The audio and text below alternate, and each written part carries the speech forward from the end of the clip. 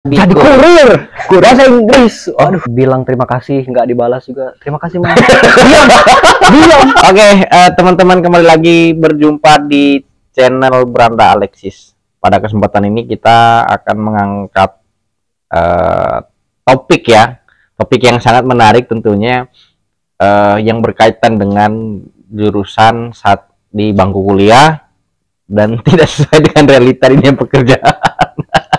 Dan salah satu contohnya adalah nanti kita akan bertanya dengan salah satu narasumber kita pada malam hari ini. Tapi sebelumnya kita minta perkenalkan diri dulu deh, Mas. Yang komplit? Yang komplit atau yang sederhana? Ya, jurusan apa?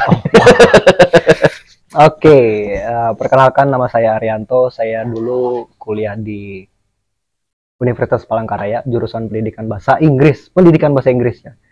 Dan sekarang umur saya 23. Sudah menikah? Belum. Oh, belum menikah. Itu belum. Masih jauh. Masih jauh ya. Oke, ini kan sangat menarik ya. Iya. Mas, karena apa ya? Anda kan ini tadi jurusannya bahasa Inggris ya kan? Ini kan bahasa asing nih. Iya. Ya kan? Nah, jadi relevan nggak sih dengan dunia kerja Anda dengan saat Anda kuliah? Oke, jadi mungkin dulu pas SMA atau dari SD. Dari SD saya sudah suka bahasa Inggris. Bahasa Inggris. Dari SD, SMP, SMA. Dan mungkin semacam peringatan kali ya pas SMA dulu, nilai bahasa Indonesia lebih tinggi dari bahasa Inggris. Nilai UN lebih tinggi bahasa Indonesia daripada bahasa Inggris. Wah. Terus saya mikir, karena saya suka bahasa Inggris, saya masuk ke pendidikan bahasa Inggris ya. Dan alasan lain mungkin karena saya nggak suka ngitung. Oh, nggak suka ngitung. Nggak suka ngitung. Jadi masuk pendidikan bahasa Inggris, saya mikir. Tapi hitung duit bisa? Oh, bisa. Lancar itu ya kalau misal gajian ya. Oke. Cepat. Dan setelah lulus SMA, saya putuskan untuk ambil pendidikan bahasa Inggris. Dengan motivasi, wah saya mau kerja di perhotelan. Oh, di perhotelan. Waktu itu belum kenal aplikasi yang kayak ada aplikasi wisata yang warna hijau itu kan. Aplikasi warna hijau. Ah, itu. Mau jadi itu motivasi pertama aplikasi itu atau gimana? Mau jadi pegawai hotel, mau jadi apa itu? Pekerja di wisata gitu, karena pikir kalau bisa bahasa Inggris pasti kalau di wisata atau di hotel pasti dipakai gitu. Ternyata pas sudah lulus kuliah, wah, nggak seperti realita ya. Aduh, ini Mas. Rokoknya Mas, jangan di sini Mas. Oh iya, sorry. Oke, thank you kopinya. Enggak di sini.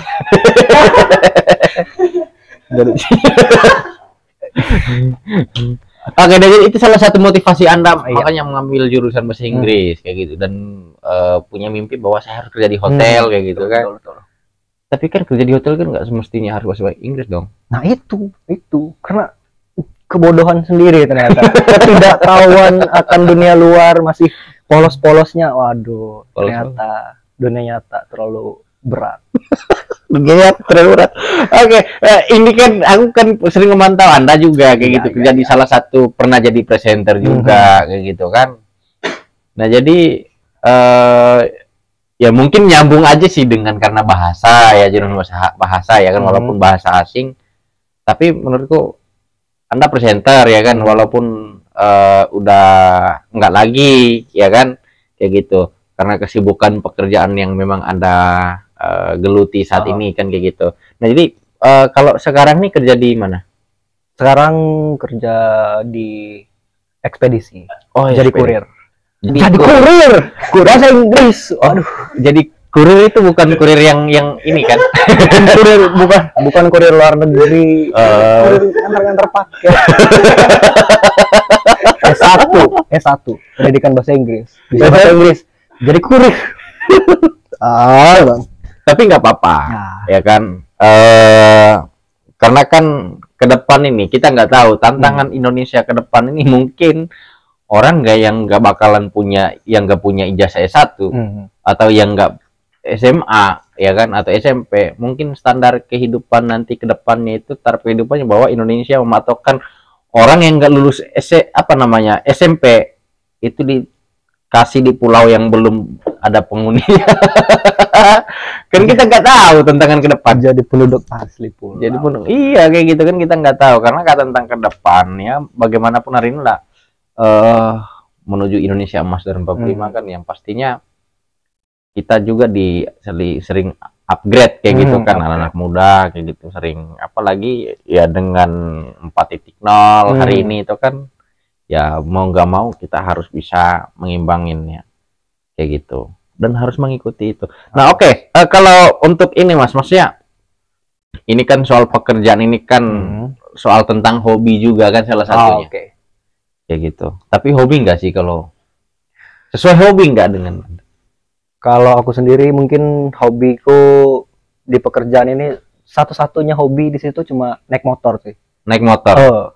Oh, makanya motor Anda itu nggak racing. Nggak racing. Enak sih, enak. Memang naik motor itu saya senang sih. Cuma kalau nganter paket itu lawannya matahari sama pelanggan-pelanggan yang nggak bener tuh.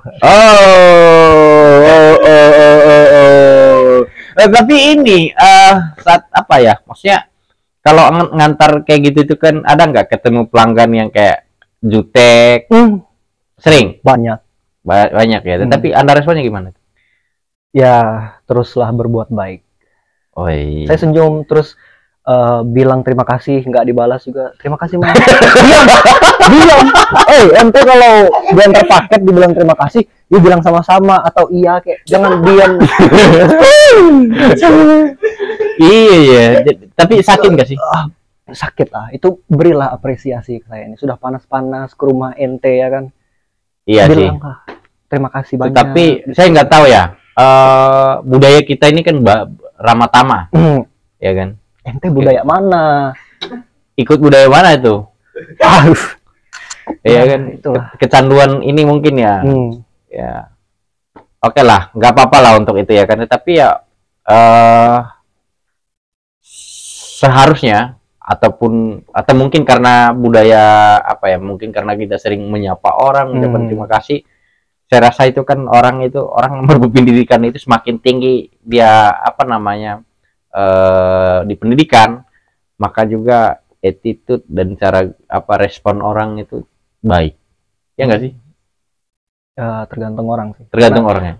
Karena padi makin tinggi makin merunduk. Jangan sampai kayak padi kalian ya. Coba kamu begini. Ngapain? Nggak merunduk. Karena bukan padi ya kan? Bukan padi. Oh iya. Oke, ini dari pengalaman yang memang menurut saya ini ya sedikit ya kecewa ya kan. Sakitnya ada, namanya pekerjaan itu kan pasti ada suka dan dukanya kan, kayak gitu. Tetapi kalau soal omsetnya gimana? Ada dapat fee-nya nggak sih kalau omset kayak gitu? Bisa dibilang lumayan lah, karena harian ada, terus gaji bulanan ada. Jadi misalkan kita kerja ya kan, setiap hari itu dikasih 50.000 dan gajinya kalau sampai target 2,2, dan misalkan nggak sampai target nih 1,5 atau 1,6 ya, lupa, nggak pernah sampai di bawah target sih soalnya. Di atas target terus ya. Jadi hitungannya gaji itu bersih sudah. Karena 50.000 tadi dipakai buat harian, jalan-jalan dan beli minyak, makan gitu. Oh, berarti ngeri juga ya Anda. Tapi nggak pernah bawa rokok itu ke sini itu, padahal omset 50.000 sehari. Aku pelit. Soalnya banyak juga anggota kita ini kan yang banyak ngeluh, ya kan? Banyak ngeluh, nggak ada inilah, ada yang rusak HP lah, ya kan? Helm banyak. Ya kan? Banyak, jadi banyak yang bertingkah, maksudnya kayak ngeluh, kayak minta kasihan gitu ya. Sama-sama kerja kita, sama-sama kasihan sebenarnya, sama-sama kerja coy, gitu. Ngemis rokok, sama-sama ngemis juga sebenarnya. Ada sepen enggak?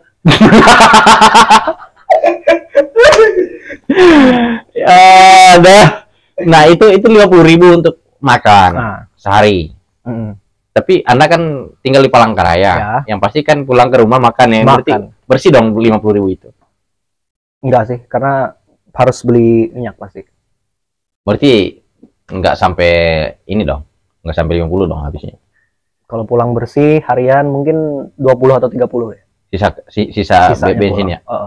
Oke. Tapi itu belum rokok. Belum rokok. Belum anggota. Belum dimintain teman-teman. Jangan minta kalau rokoknya. Kalau rokok mahal jangan minta. Kalau murah silahkan. Ya. Kan ada merek tuh kan. Oh. Ada merek baru itu kan, ada miliar. Oh. Ya kan? Ada Sepan. Yang enak-enak itu jangan diminta, tolong.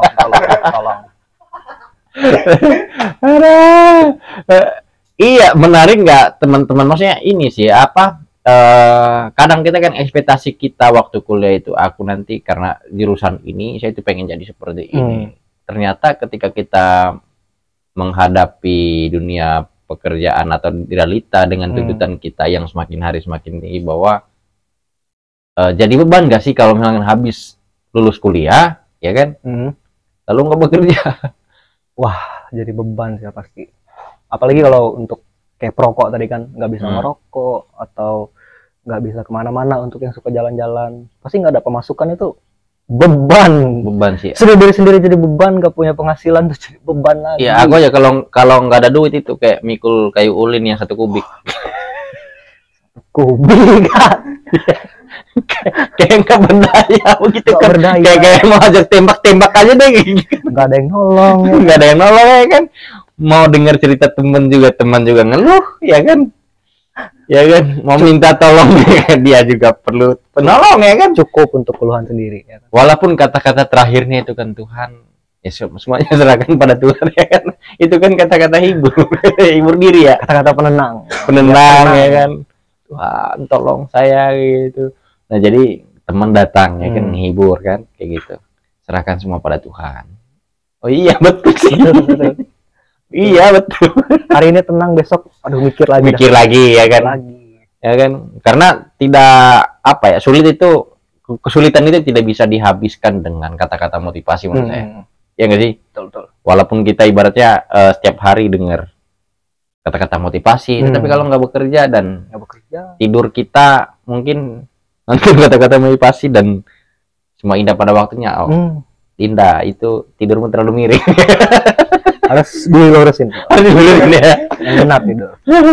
Kayak gitu. Nah jadi kayak gitu. Oke, thank you Mas. Iya, sudah hadir di Beranda Alexis dan sampai jumpa. Oke, seruput. Wah, mantap ya. Sampai jumpa di video selanjutnya.